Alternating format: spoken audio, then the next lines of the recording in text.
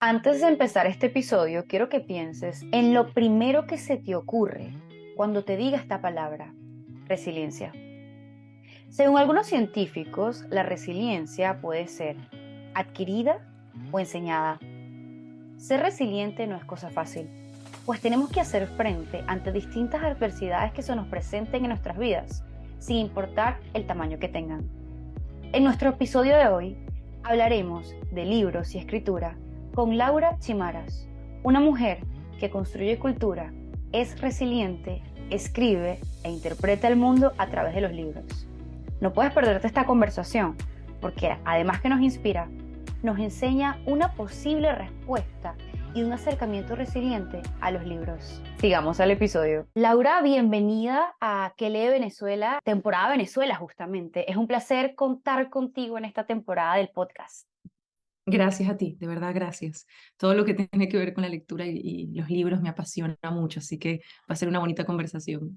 A mí me gustaría empezar hablando de forma de describir a las personas, porque cuando pensamos en personas que influyen en la cultura, en nuestros valores, en nuestra forma de ver el mundo, a mí me gusta pensar en una palabra para describirlas. Y yo cuando estuve preparando las preguntas para este podcast, pensé en una palabra para describirte a ti, que es la resiliencia. Ok. Y la RAE la describe así: la capacidad de adaptación de un ser vivo frente a un agente perturbador o un estado o situación adversa.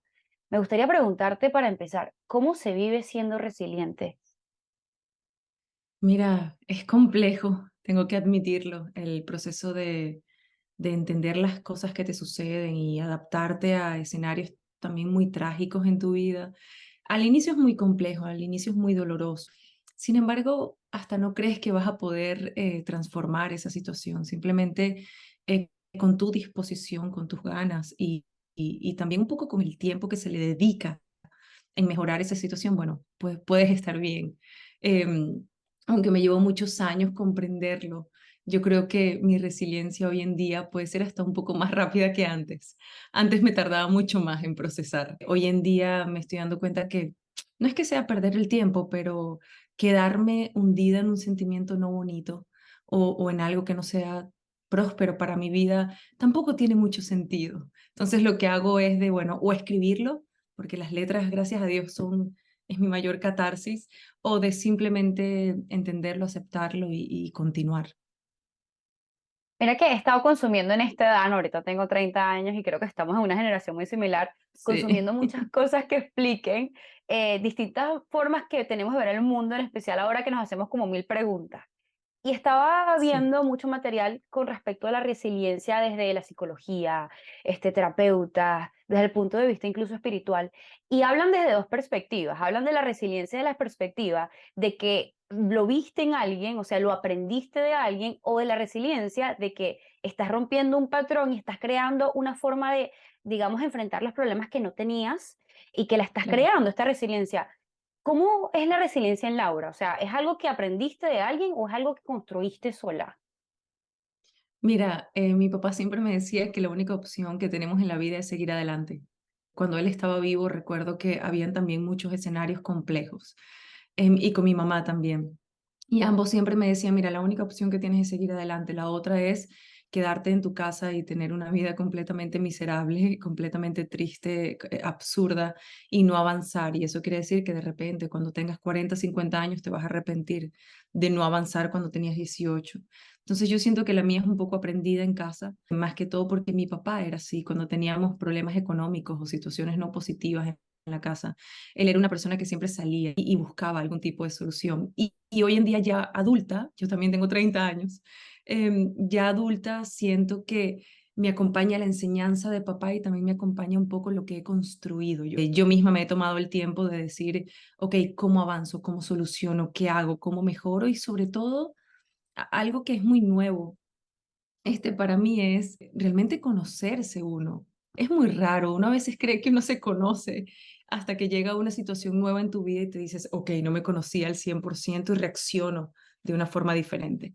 Pero bueno, principalmente vino de familia. Yo creo que eso que dices de conocerse es como una pregunta que uno se está haciendo todo el tiempo, ¿no? O sea, ¿quién soy? Sí, Y consigues exacto. mil respuestas en cada segundo, ¿no? O sea, va cambiando muchísimo.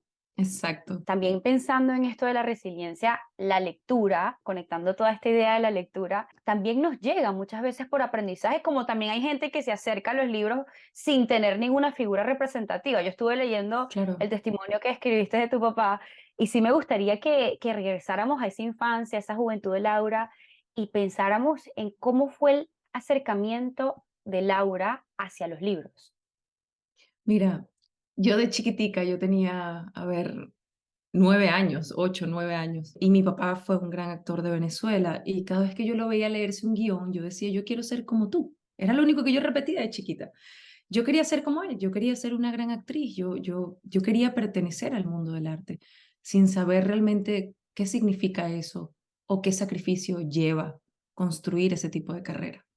Recuerdo que mi papá me dice, los grandes artistas se enamoran de la lectura, se enamoran de los grandes clásicos. Y yo no entendía tampoco, estoy muy pequeña, yo no tenía noción de qué eran los grandes clásicos, yo no tenía noción de qué significa enamorarme de la lectura.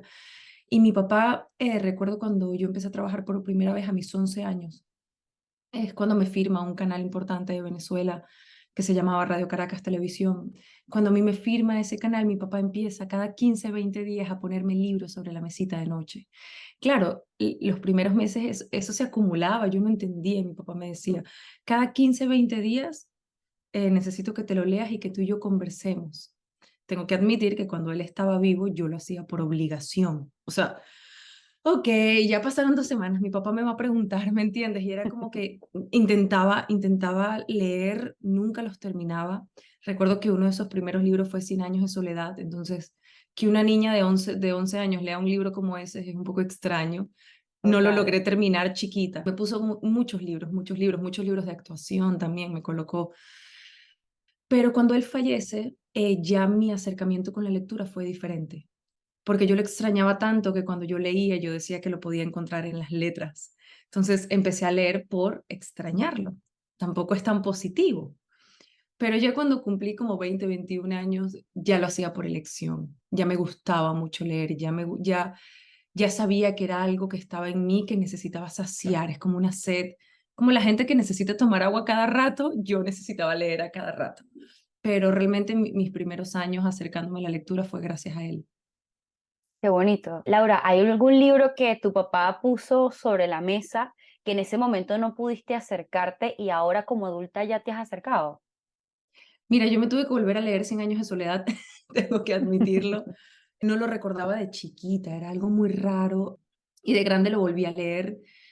Mi papá me mostraba mucho, claro, la inclinación en ese momento era la actuación, entonces eran muchos libros de cine, muchos libros de teatro, muchos libros referente a ese tipo de arte, pero ya de adulta no me interesó leer más nada de actuación con honestidad y me incliné por algo un poquito más existencialista. Entonces yo creo que el único libro que repetí, que papá me puso sobre la mesita de noche fue Cien años de soledad. ¿Y cuál es un libro representativo de tu juventud? ¿Cuál dirías que es ese que piensas en tu juventud y te trasladas a ese espacio? Mira, yo me leí algo, ¿Quién se ha llevado mi queso? Sí, Es un claro. librito, es algo Sí. así, pero yo no sé por qué ese libro me marcó tanto. Yo creo que fue porque lo leí tan consciente, lo leí ya queriendo leer, y es chiquitito y de verdad era muy sencillo el libro, era algo muy, era una lectura para niños. O sea, sin embargo, es una lectura para jóvenes, no para niños, o sea, no para gente tan pequeña, pero para jóvenes. Y ese libro me marcó muchísimo. Después vino otro que me da mi papá que se llama Siempre llegarás a la cima, siempre tendrás éxito. También era un libro muy chiquito, no recuerdo cómo se llamaba el autor. Creo que Amanda algo. Y era simplemente un libro para niños donde te decía que si estudias y te preparas y como que cumples como con todas las cosas que tiene que hacer un niño, porque está muy direccionado a los niños, puedes lograr todo lo que quieres. Esos dos libros muy sencillos Bonito, me qué recuerdan un bonito. poco a esa juventud. Ya después, bueno, mi lectura se modificó por completo. Y además que siento que estas lecturas que hacemos de jóvenes nos construyen mucho esa identidad, pero como que nos asoman, ¿no? Hacia qué caminos puede tomar la lectura. Pero cuando somos adultos, Exacto. somos más conscientes, nosotros vamos forjando ese camino como una decisión, ¿no? Y conectado a Exacto. eso, Laura, ¿qué libros como adulta, qué géneros consumes ahora, en este momento? Porque entiendo que eso cambia por momentos, ¿no? Pero en este momento, ¿qué Sí. consumes? Mira, yo tengo un libro de cabecera que lo tengo ahí y lo leo y me lo he leído muchas veces y lo leo cada vez que entro en una crisis existencial que se llama La negación de la muerte de Ernest Becker. Es un libro muy interesante. Él fue un filósofo que murió de cáncer y él te explica un poco de los seres humanos a qué nos sentimos anclados. Siempre hay seres humanos que viven completamente por la religión, o sea, por Dios. Hay seres humanos que viven completamente por el amor, que es formar una familia. Y hay seres humanos que viven completamente por la creatividad. Al final de los días siempre estamos anclados a algo, algo nos da sentido en nuestras vidas. Yo lo leo cada rato porque cada vez que yo entro en una confusión existencial, que yo siento que todo el mundo entra en esa confusión constantemente, lo leo. Lo leo mucho. Es una lectura difícil, es una lectura compleja. La narración es muy, muy, muy compleja porque no es una novela, no es poesía, es una narración muy filosófica y la filosofía tiende a contarte ciertas ideas y a preguntarte en esos mismos párrafos muchísimas cosas. Entonces uno entra como, ok, tengo que irme a la página de atrás para saber si lo estoy entendiendo. Pero actualmente estoy haciendo un máster de poesía, entonces estoy leyendo mucha poesía. Estoy leyéndome a Alejandra Pizarnik o Pizarnik. Es Pizarnik, nueva para mí, sí, es nueva para qué mí. belleza. Me arrepiento no haberla conocido antes. Entonces me estoy leyendo poesía de ella y una prosa completa. Ella tiene un libro escrito en prosa. Estoy leyendo un poco de Vallejo, estaba ahorita de viaje, estaba leyendo Rubén Darío, es decir, mi vida ahorita está llena de poesía porque empecé a escribir poesía hace un par de años. Y nada, bueno, estoy haciendo un máster que me tiene muy emocionada. Me siento como de 15 años haciendo este máster. Qué belleza. Yo siento que la poesía, los versos llegan a uno cuando los necesita, ¿no? Y Pizarnik Sí, se a mí llegó me ahorita a encanta. ti. Total, totalmente. Y viéndote la gestión que tienes en redes, las conferencias que realizas, o sea, escribes, Laura, ¿no? Y efectivamente, muchas personas te asocian con el éxito profesional que tuvo tu papá, además que fue una influencia Claro. grandísima en el país, pero también tú desde muy niña, o sea, te estamos viendo en la televisión, ¿no? Desde, ahorita dijiste, ¿qué edad empezaste en la televisión? A los 8 empecé, pero realmente firmo mi primer contrato a los 11. Sí, Imagínate. O sea, te asociamos chiquitica. a esto, claro, y la imagen que uno tiene de ti es una figura pública, Sí, que además tu vida está expuesta, ¿no? Distinto a sí, cualquier otro escritor, y formas parte de muchos ámbitos de la cultura, en este sentido, venezolana, pero también me gusta mucho tu trabajo porque tú eres una mujer que construye cultura. O sea, tú de cierta forma traspasaste un arte, que es la actuación, que es el mundo televisivo, que es de consumo masivo, en donde se crea muchísima fama, se crea una idea que nos sí. dictamina quién es Laura y cómo quieren que la vea, y pasaste a otro arte, ¿no? Que si bien también llegas a las personas, llegas de una forma distinta porque es íntima y además es vulnerable, o sea, te vulnerabiliza Exacto. muchísimo y te abre. ¿Cómo llegaste a la escritura, Laura? Mira, ya a esta altura, con 31, realmente tengo 31 años, no 30, voy para 32. Te comiste Em, uno, te comiste uno. sí, me comí un año. Ya puedo decir que nací para escribir. Antes yo pensaba que había nacido para actuar y que ese era mi don y que eso fue lo que yo construí, lo que estudié en ese momento. Al pasar los años comprendí que no era la carrera que quería, no era la carrera que sentía y no era la carrera por el cual yo le quería sacrificar toda mi vida, porque si bien es cierto, uno ama lo que hace, siempre hay un porcentaje de sacrificio, siempre hay un porcentaje de entrega extra que tú dices, oh, wow, ¿cómo lo hago? Yo empiezo a escribir en el 2017. Realmente empiezo a escribir como un diario, una especie de blog para un blog que me abrí y que la gente me podía leer. Evidentemente sin nunca haber escrito, evidentemente con muchos errores ortográficos, porque si uno sabía escribir lo básico, evidentemente con una narrativa que se entendía poco y sin embargo ese blog se hizo viral, se hizo muy viral. Yo lo que hacía era hablar como un diario, imagínate el diario de Ana Frank. Entonces uno contaba, cuando yo tenía tanta edad me pasaba esto. Qué bonito. Y sí, sí, simplemente eso se hizo viral y me llegó una editorial y me dijo, ¿no quisiera sacar tu primer libro? Y lo primero que yo dije fue, ¿cómo voy a hacer un libro? Las personas que hacen libros son personas adultas. Esto me pasó a mis 20, ¿qué? 25, 24, 25 años. No, 26, perdón. Entonces, claro, yo le digo a la editorial que no tengo ni idea qué pudiésemos hacer y ellos me dicen, bueno, pudiésemos hacer relatos cortos, o sea, lo mismo que estás escribiendo para tu blog, pudiésemos hacer esos relatos cortos y es un libro, bueno, de cuentos cortos. completamente de ficción. Y yo le digo, pero es que yo en mi vida he hecho eso. Y ese fue mi primer trabajo donde ellos me mandaron a leer mucho. Me mandaron muchísimos ejercicios para poder construir lo que hoy en día es Pasiones Narcóticas. Yo me acerco realmente a la escritura por ganas de sacar muchas cosas que tenía interna y que no sabía cómo hacerlo. Mira, ya no me funcionaba hablarlo, ya no me funcionaba salir a hacer deporte, yo necesitaba algo más fuerte que yo, algo que realmente generara una frecuencia en mi cuerpo y lograra sacarlo. Y fue muy loco porque simplemente me senté a escribir. O sea, yo no te puedo decir y que, mira, a mí me dijeron que yo escribiera. No, no, no, yo simplemente, yo no tenía ni computadora, yo agarré un iPad y con un iPad, que es súper incómodo, empecé a escribir y ahí se empieza a desarrollar como esa etapa. Claro, con el tiempo comprendí que realmente se hacía una gran catarsis por mi infancia. Hay mucha información de mi infancia que la gente desconoce. La gente cree que yo soy la hija de Janis, del actor famoso, y que mi vida siempre fue hermosa. Sí, hay un porcentaje muy hermoso y hay un porcentaje no tan hermoso. Entonces esa infancia yo la quería contar y es lo que me lleva a hacer Nunca Pierdas la Fe, realmente todo ese recorrido a través de todos esos años. Al inicio fue eso, me acerqué por sacar la información que estaba dentro de mí. Con los años empecé a estudiar y a prepararme un poco más y ya después de creo que 4 o 5 años ya es la carrera de mi vida. O sea, ya te puedo decir que me veo con 90 años haciendo libros. Qué belleza. Sí, me veo así ya viejita, veo mi vejez en una casa donde lo que haga es escribir y ya, y comer y dormir y ya, y hacer deporte. Y los gatos, sí, sí, sí, es que tienes gatos también. Exacto, y perritos y tal. Claro, qué lindo esto, porque justo mi siguiente pregunta iba conectada a Nunca Pierdas la Fe, que estuve leyendo, y además que es un libro que genera muchas emociones, muchísimas Sí, emociones. Así uno nunca haya padecido una pérdida, por supuesto, una pérdida física, además de un padre a la edad, desde donde la posición que está narrado, que eres sí, tú bastante en tu adolescencia. Cualquier pérdida creo que es un libro que te identifica, ¿no? Y ese es el poder de los libros también, es una cosa sí. bellísima que te identificas con esto.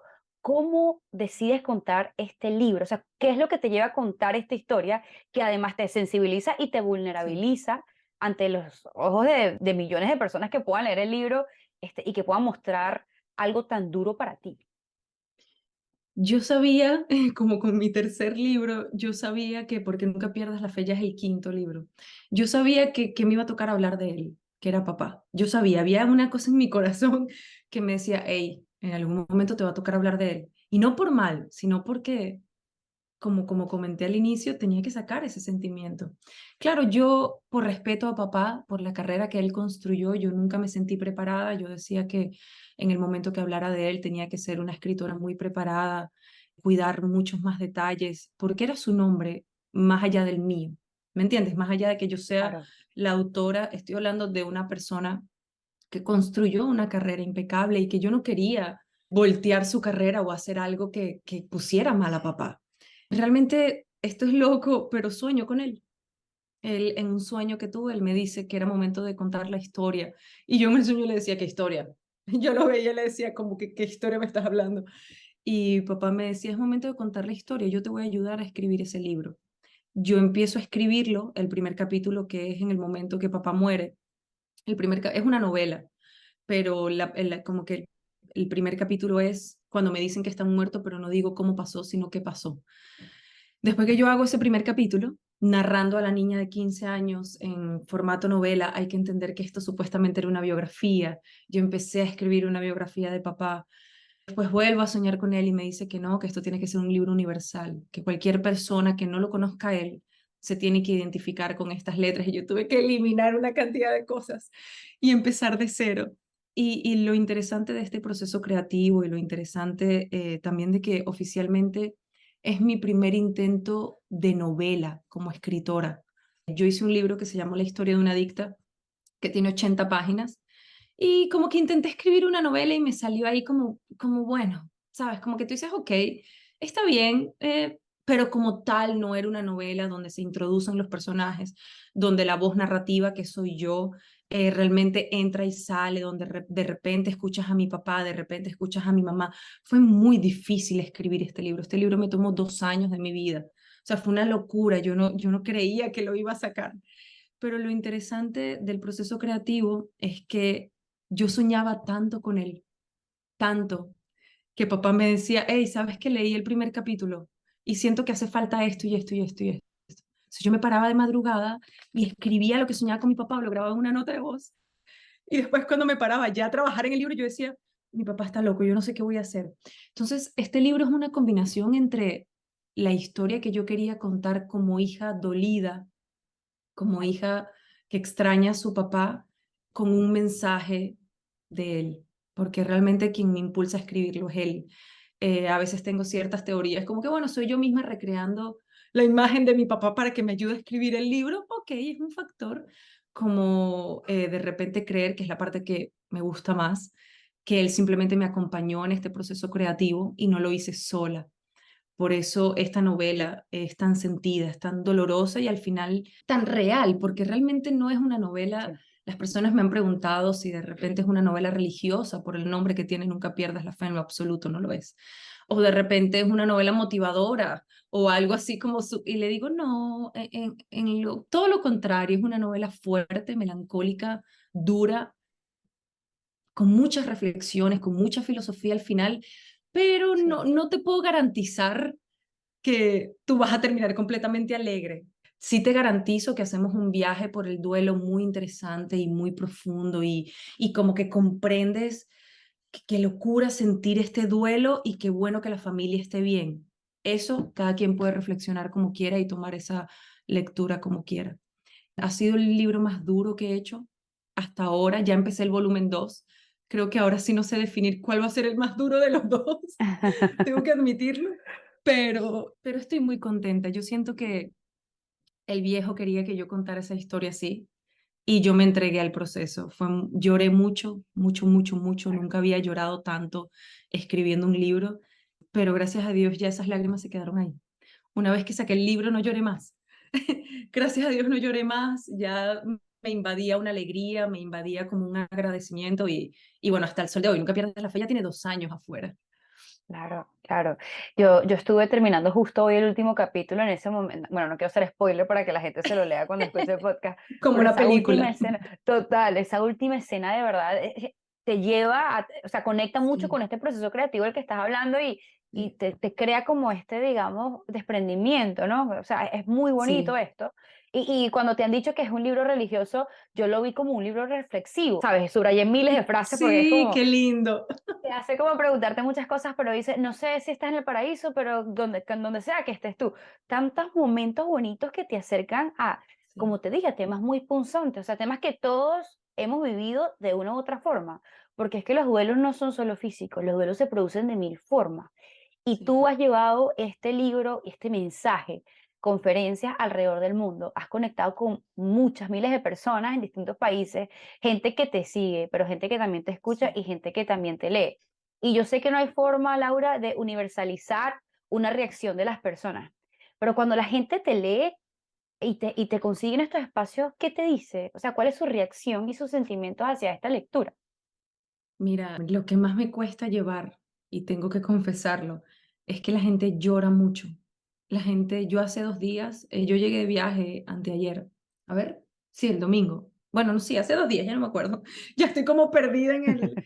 Sí, pues, Llegué hace 2 días, sí, llegué hace 2 días de viaje y tuve un encuentro en Caracas, bastante espontáneo, realmente nunca lo publiqué, que sí, 2 días, realmente era algo muy, muy improvisado. Para mi sorpresa llegó mucha gente, mucha, mucha gente. Un espacio de 30 personas, teníamos como 60 personas. Y la gente lo único que hacía era abrazarme, agradecerme y llorar. Llorar y lloraban y me agradecían. Claro, uno recibe toda esta energía y todavía me estoy recuperando, todavía estoy como en otras dimensiones, porque yo no sabía que el mundo tenía tanto dolor. Yo no tenía noción de que tanta gente sufría, tanta gente vivía en conflicto, en caos, en duelo y como que no se levantaba de esa silla a decir, hey, déjame ver qué puedo hacer, por lo menos déjame leer un poco. Si bien es cierto, mi libro no es una fórmula del duelo, más bien mi libro te hace llorar un poco más. Capaz esa catarsis que te lleva, nunca pierdas la fe, te hace sentir mejor, que es un poco lo que se ha vivido. Lo que más me dolió y lo que más me costó levantarme de ese encuentro que tuve en Caracas Es que habían tres niñitas, una de como de 12 o 13 años y una como de 7 años. Y las tres se me acercan llorando y me dicen, es que yo tuve una historia muy parecida a la tuya. Y la más chiquitita empieza a llorar. O sea, me dice, mi historia es igualita a la tuya, empieza a llorar y me abraza. Y yo recuerdo que fui al baño, te lo juro, y yo me preguntaba, ¿qué culpa tiene una niña de perder a un padre, una madre de una forma tan trágica? No tenemos respuesta para eso realmente, pero yo también estaba chiquita, yo tenía 15 años cuando sucedió eso, y para mí fue verme, y te estoy hablando que casi me da ansiedad, yo terminé con todo y les dije a todos, me tengo que ir a la casa, me tengo que bañar, porque yo no sabía en el proyecto que me estaba metiendo, yo no sabía lo que iba a abarcar, nunca pierdas la fe. Yo no sabía que íbamos a llenar salones de 400, 500 personas. Yo pensé que éramos las mismas 100 personas de siempre, ¿me entiendes? Como que, Claro. hey, somos la misma gente leyendo un poquitos de libro y nunca pierdas la fe se desbordó y se sigue desbordando. Han pasado 2 años y nunca pierdas la fe se sigue vendiendo como si hubiese salido ayer. Y bueno, todavía me sigo como preparando a nivel emocional porque me afecta mucho ver tanta gente llorando. Ay, hace que algo dentro de mí como que se tranque y diga, ya va, yo necesito un respiro. ¿Me entiendes? Pero bueno, gracias a Claro. Dios, la parte más bonita, más allá de llorar, es que la gente agradece mucho. Y yo siento que, bueno, que cuando te viene el lector a decirte eso, uno como escritor dice, ok, ya hice el trabajo. Es que precisamente siento eso, Laura, que los buenos libros no siempre se miden por la capacidad que tienes como escritor para escribir una pieza u obra maestra con elementos Exacto, narrativos hermosos. Es la capacidad que tienes de generar en el lector una sensación de que no salga ileso, ¿no? De exacto. que se haga preguntas. Entonces, creo que tú logras eso con este libro. Y esta pregunta no la tengo planificada, pero sí te quiero preguntar, ¿cómo son estas conferencias y estos encuentros?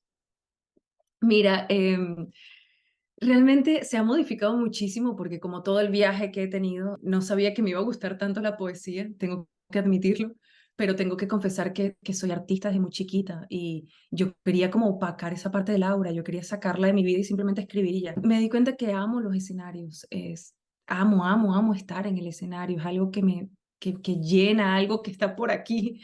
Y las poesías me dejan ser artista. Las poesías me dejan recitar desde esa perspectiva de artista en el escenario, como cuando un músico te canta una canción. Entonces, hoy en día nunca pierdas la fe, que tiene su propio show, su propia puesta en escena. Son 8 poesías. Cada poesía te abre, perdón, la variable a contar una idea, pero ¿cuál es esa idea? Desde el libro. El libro tiene 7 capítulos y es un libro sobre el duelo. Entonces, desde la idea 1 hasta la idea 8 se basa en nunca pierdas la fe en un libro, porque y es algo que repito constantemente, porque la gente me confunde un poco. Yo no soy coach, yo no motivo, yo no hago nada de eso. Yo me estoy construyendo como escritora, yo hice mi esfuerzo para entender un poco la filosofía que es tan compleja. Sigo estudiando poesía, yo lo que quiero ser una escritora en el escenario donde pueda reflexionar sobre un libro que escribió y hacer poesía, que eso es lo que actualmente hago. Entonces, el show dura 1 hora y media, donde hay poesía, evidentemente, con música, porque le hice música original a todas estas poesías. Evidentemente, ya monté un espectáculo, por decirlo así, un show donde cuenta con una iluminación para cada poesía, cuenta con unas visuales para cada poesía. Realmente la persona se siente que está escuchando una canción. Es muy lindo lo que sucede, pero tenemos todas estas ideas en el intervalo de cada poesía donde compartimos sobre el duelo y sobre todas estas reflexiones. Es un poco lo que hacemos. Al final, hacemos como lo que se llama un Q&A, una ronda de preguntas y respuestas de casi 30 minutos. Es mi parte favorita también de este tipo de eventos porque permito al público de que si tienen dudas, de que si quieren preguntar algo, de que si quieren compartir algo, lo pueden hacer y le dedico eso para debatir un poco las ideas. Me encanta que sucedan cosas como personas que se levantan y dicen, no estoy de acuerdo con lo que dices, y yo de repente preguntarles por qué, y esas personas te dan su punto de vista y tú aprendes algo también. ¿Me entiendes? Yo estoy abierta a eso y es una de las partes que me gusta más, pero bueno, eso es un poco lo que sucede en las presentaciones ahorita. Tenemos Qué una lindo. duración de 2 horas, es bastante breve también. Qué belleza esto. O sea, no es que no me lo imagino porque nunca lo he visto en acción, ¿no? Pero lo que sí Ojalá, veo, ojalá puedas ir. por favor, me encantaría. Lo que sí veo en ti, Laura, es que eres sumamente multifacética, ¿no? Y esta pregunta ya la contestaste, pero te la quiero hacer porque quiero Claro. que guiemos la conversación hacia este lado. ¿Se puede ser o haber sido escritora, mujer, pareja, hija, amiga, emprendedora, modelo, actriz, compositora? ¿Se puede bailar reggaetón y todavía puede uno acercarse a la literatura? Ay, claro que sí. Claro que sí. Yo siento que hay tantos prejuicios hoy en día con que una escritora tiene que ser toda seria y no te puedes ver sexy. Por ejemplo, a mí la gente, de repente a mí me encanta ponerme, yo amo los trajes completos, como un hombre, claro, no tan hombre, pero amo los trajes y toda mi vida he sido una persona que se cuida y me gusta verme bien. A mí me encanta verme bien. Y a veces las personas, yo lo he vivido de que, no, tú como te ves tan bonita, capaz no, piensas lo normal, o tú no piensas. Y claro, cuando uno abre la boca, la gente se queda como, ok, ella de verdad piensa, ¿me entiendes? Como que tiene algo en su Inesperado. cerebro. Es completamente inesperado y siento que hoy en día hay tantos prejuicios. Por ejemplo, yo no amo el reggaetón, no, tengo que admitirlo, no lo amo. Pero yo cuando entreno escucho reggaetón.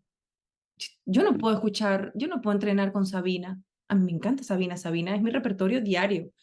Pero yo no puedo salir a trotar con Sabina, imagínate. No troto ni un kilómetro. Hoy en día se puede hacer todo eso siempre y cuando tú tengas el foco y también tengas claridad en lo que haces. En mi caso, el hecho de querer, soy joven y el hecho de querer verme linda, hasta como mujer querer verme sexy en algún momento, no determina que no sea capaz de debatir una idea profunda o no sea capaz de sentarme en un panel con muchos hombres y de repente hablar de inversiones o hablar de otra cosa. Yo siento que eso también ha sido la parte más difícil de la construcción de mi proyecto, porque como vengo de una carrera que si bien es cierto es muy bella y es muy linda la actuación, también es una carrera muy banal y muy superficial. Me criticaron muchísimo y muchísimas veces me han dicho que por qué escribo, que por qué ahora me he visto más. Si antes cuando me ponía menos ropa me veía más bonita. Ey, yo he tenido que lidiar con eso. Hoy en día ha bajado esa información mucho, pero Claro. en mis inicios fue muy duro lidiar con eso. Y yo lo que hice fue darle frente porque, aunque no estaba muy clara dónde quería ir en ese momento, sabía que quería escribir punto y que yo iba a ir hacia adelante. Pero sí se puede. Estamos en un momento donde, gracias a Dios, la gente se está abriendo un poco, está pensando diferente, se está dando la oportunidad de pensar diferente. Exacto, y que ya sabemos que desde la posición de la mujer contamos con todo lo que podemos ser, solo que estamos aprendiendo a hacerlo y la gente lo está aprendiendo a Exacto, aceptar además. Entonces, es exacto. importante esto y me gusta mucho llevar a la gente a este ejemplo porque te estaba, por supuesto, consumiendo todo sobre Laura estos días y me conseguí con que participaste como protagonista en un video de reggaetón de Bad Bunny. Y honestamente dije, bueno, vamos a ver cómo es este video, pensando en los Claro, videos que uno claro. normalmente ve de reggaetón, Ujú. pero me impresioné, Laura, cuando te vi, porque lo que estás es como versificando si se quiere la letra y estás Sí, como recibiendo golpes frente a un micrófono. O sea, sí, me produjo mucho impacto porque hay una crítica importante ahí hacia la violencia de la mujer, ¿no? sí. Y siento que ahí está algo de ti. Y mi pregunta aquí sería, con respecto a todos los proyectos que estás haciendo, con respecto a todo lo que tú has participado, en este momento, ¿qué te ayuda a ti a mantener tu esencia y tu norte? Mira, mi ayuda, que es algo que yo no pongo en juego, es algo que ya yo no negocio, es algo que no existe decir, ah, bueno, podemos hacer esto aunque me genere intranquilidad, es la tranquilidad. El hecho de mantener mi esencia, el hecho de mantener quién soy y el hecho de seguir adelante es saber que yo estoy bien.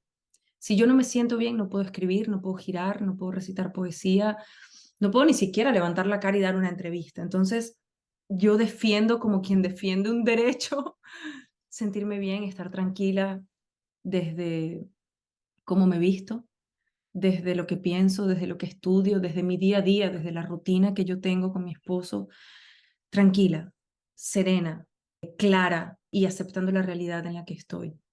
Después de ahí, ya puedo crear todo lo que sea. Eso ha sido para mí poder mantener mi esencia. Obviamente, hay conflictos y hay caos y hay oportunidades que te quieren sacar de ahí. De repente te llegan oportunidades de, por ejemplo, de mucho dinero, que te están ofreciendo mucho dinero y no tiene nada que ver con lo que tú estás construyendo. Entonces, tener la fuerza de decir, no voy a aceptar eso, entendiendo que ese dinero puede pagar la inversión de mi próximo libro, y decir no, porque no voy a estar tranquila, no voy a estar bien. Yo prefiero hacerlo desde lo poquito que tengo, pero puedo dormir tranquila, puedo estar bien. Entonces, yo creo que eso es una de las cosas que me hace mantenerme en mi esencia. Me encanta que el camino es al final la convicción, ¿no? Sí. Rescato, rescato mucho eso de tu mensaje. Laura, tú y yo estudiamos parte de nuestra vida en Venezuela. ¿Tú Sí. estudiaste hasta qué año en Venezuela? ¿Estudiaste todo bachillerato? Yo vine, sin embargo, yo intenté estudiar en Venezuela un TCU, sí, Ajá, un sí, sí, técnico, sí, pero sí, bueno, no pude porque estaba actuando y lo que hice fue estudiar cine, televisión y todas estas cosas, pues. claro, claro. Laura, en el colegio, ¿cómo fue tu experiencia con los maestros o los profesores y la lectura? O sea, ¿cómo te presentaron los libros? ¿Qué emociones te trae recordar estos momentos y estos espacios? Yo siento que el colegio es lo más lindo que tenemos, hasta que crecemos y te das cuenta, porque en el colegio uno dice, me quiero ir del colegio, ¿sabes? Sí. No quiero, quiero crecer. Y ya de grande te das cuenta que el colegio es lo más lindo que vives. Yo recuerdo, por ejemplo, siempre me gustaba la clase, creo que era artes, sí, algo que había que construir y hacer cosas como desde tu creatividad. No me fue muy bien nunca, cosas como en biología, que sin matemática, cosas así nunca me fue muy bien, pero cuando se hablaba de historia, por ejemplo, esos recuerdos eran muy lindos porque de verdad me gustaba, de verdad me sentaba en el pupitre a escuchar al profesor. En la parte de artes me sentaba a crear. Yo tengo dos amigas que siguen siendo mis amigas hoy en día, Saidit y Madeleine se llaman ellas. Estudiamos de tercer grado juntas. Y recuerdo que mientras a una le gustaba, de repente a mí me gustaba historia, a ella no le gustaba y le gustaba matemática. Entonces hay un recuerdo entre los libros y las amistades que se ligan mucho, porque en el colegio siento que hay mucha ancla en que si yo no sé algo y no me gusta algo, tu amiga viene y te ayuda y te lo explica. Entonces, me fue muy bien en artes, me fue muy bien en historia, pero tengo que admitir que de resto no me iba muy bien. Yo con el tema de los números, ahorita de adulta es que he tenido que comprender y aprender, ¿me entiendes? Tema de los números. Claro. Pero realmente en el colegio yo no leí mucho, yo tengo, mi mayor inclinación fue por fuera, por la carrera, porque hay que entender que mientras yo trabajaba, estudiaba. Entonces, para el colegio yo iba y hacía lo que se tenía que hacer. Pasaba los trabajos, estudiaba, pero yo salía al mediodía del colegio y me tenía que ir a grabar y yo llegaba de grabar a las 9 10 de la noche para pararme a las 6 para irme al colegio. Entonces, recuerda que mi vida siempre estuvo combinada entre el colegio y el trabajo desde muy chiquita y ya tenía mucha lectura en casa. Así que ya con mi papá estaba un poco, Sí. como decimos los venezolanos, abollada de Sí, tanta sí. lectura. Ya estaban aglomeradas en la mesita de la noche esperándote Exacto, los libros. exacto. Qué chévere, qué chévere. Laura, ¿cómo crees que es la mejor forma para las personas de acercamiento a los libros? ¿Y por qué dirías que es importante que alguien se acerque a la lectura? Yo siempre he dicho, empieza con algo que te guste. Punto. Es sencillo. Si tú construyes, no sé, mesas para oficinas, busca libros que tengan que ver con las mesas de la oficina. Yo siempre digo, inclínate por un tema que te guste al inicio. Porque la gente dice, no, no me gusta la lectura porque me mandaron a leer algo de, ponte, de Vallejo y capaz no le gusta la poesía, entonces tiene que leer poesía, pero ¿qué es esto? Automáticamente rechazan la lectura. Y es sencillo, estás empezando con algo que no te interesa. Busca un tema que te interese, busca algo que te guste, busca algo del cual realmente quieras aprender. Y de ahí en adelante, si tomas eso como rutina o como una parte de ti, querer aprender a través de la lectura de un tema que te interese, vas a poder construir esta parte donde si te regalan un libro de poesía, por mucho que no te guste, te lo vas a leer.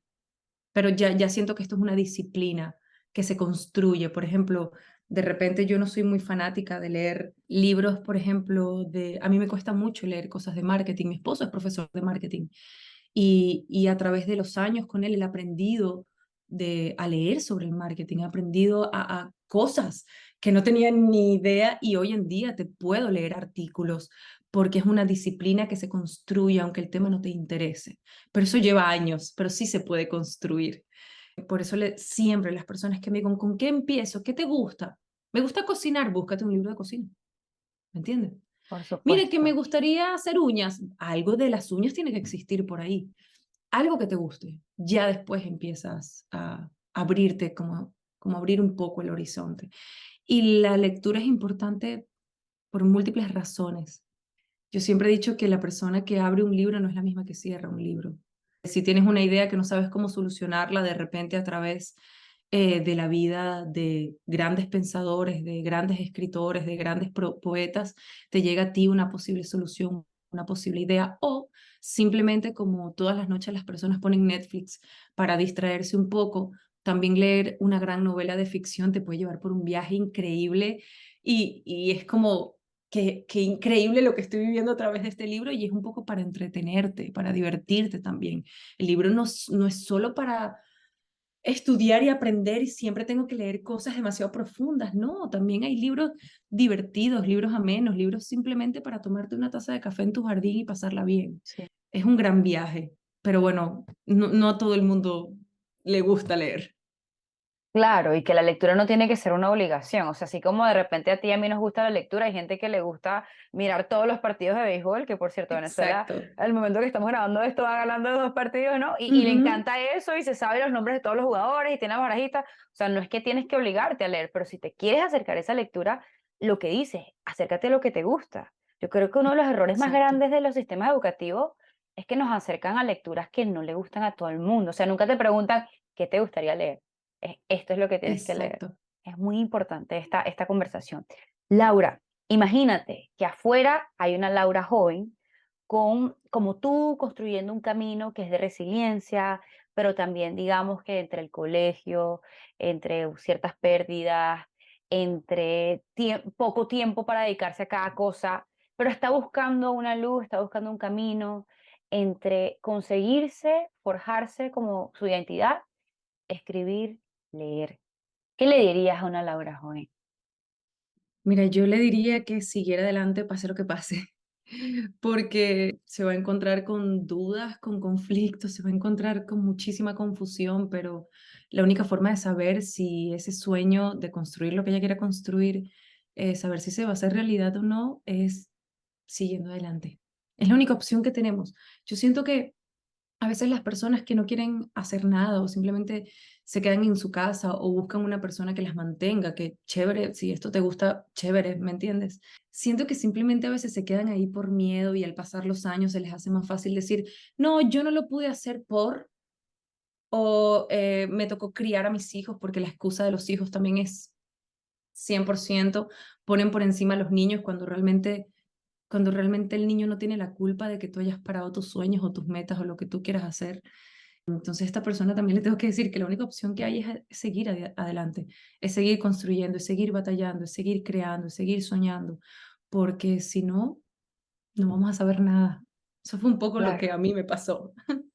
Qué belleza. Y así falles, ¿no? Así falles seguir Exacto. adelante, que cada cosa toma su camino. Qué bonito, Laura, qué bonito. De verdad que no quiero cerrar la conversación contigo, pero nos toca. Y antes de irnos, Laura, yo tengo una sección, o hemos creado una sección que se llama Píldora Rápida, y es Ok. que tienes que contestar las primeras cosas que se te vengan a la mente. Ok, a ver. ¿Sí? Vale. Vamos con unas preguntitas. ¿Tu escritora favorita? Ay, ok, es escritor. Es Escritora, está Jordan B. bien, escritor. Peterson. Sí, perfecto, perfecto. Una frase que te acompañe siempre. Verso, fragmento. Wow, no puede ser que no tenga una en mi cabeza. Ok, bueno, la puedo Ujú. pasar, ahorita me Sí. acuerdo. No tengo una en mi cabeza. Te apuesto que cerramos esta sesión y todo, y Y ahí me te vas a acuerdo. acordar. Exacto, eso siempre Es que pasa. son tantas cosas, no sé si te pasa que a veces cuando lees mucho tienes la cabeza un poco embotada y creo que estoy así. Total, total, sucede. Un libro de tu infancia. 100 años de soledad, en efecto. Una canción que escuches cuando escribes, si es que escuchas música cuando escribes. Sí, normalmente instrumental, pero hay una canción muy linda que se llama Father and Son de Cat Steven. Qué lindo. Leer para Laura es. Ay, es vida, es todo lo que tengo. Es vida, sin lectura no vivo, o sea, no existe. Qué belleza. Y esta, escribir para Laura es. Ay, mira, la mejor catarsis del mundo. Dejo mi vida en cada línea que escribo. Creo que voy a dejar de escribir en el día que me toque morir, realmente, Mm. porque es todo lo que tengo, es lo que me hace sentir a salvo, es lo que me hace sentir plena, tranquila, es todo, es como el aire que respiramos realmente para mí las letras. Qué genialidad, Laura, de verdad escucharte ha sido hermoso. Te quiero dar las gracias por estar Ay, aquí, por abrir gracias. esta conversación. Ha sido muy lindo hablar contigo, te lo juro Sí, ha que sido me muy encanta. lindo. Así que gracias. Bueno, para todas las personas que nos escuchan, Laura Chimaras, muchas gracias por acompañarnos y nos vemos en el siguiente episodio, lectores, escritores, aficionados, resilientes, para seguir contestando la pregunta de qué lee Venezuela. Chao.